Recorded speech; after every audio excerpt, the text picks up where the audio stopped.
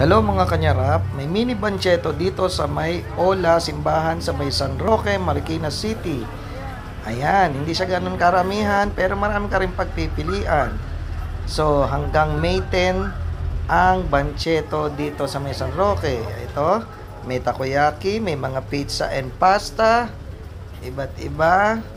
Meron ding mga tusok-tusok at prito-prito.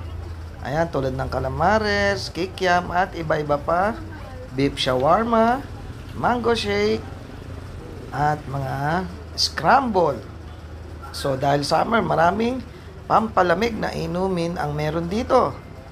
So ayan, may mga frappuccino, may mga shake, french fries, mga hot potatoes, mga siomai, churros, at Angel's Pizza kasama rin dito. At ito yung pinagkakaguluhan na pares ni Oning at Mami. At may sisig pa yan. Ayan, putok-batok pares, overload. So, kung gusto mong magputok ang batok, ayun. At ito, tinikman natin ang takoyaki. Ayan, cheese bomb at mini octopus takoyaki. Yan ang binili natin. At mango shake. At tinikman din natin ang sisig ni Oning.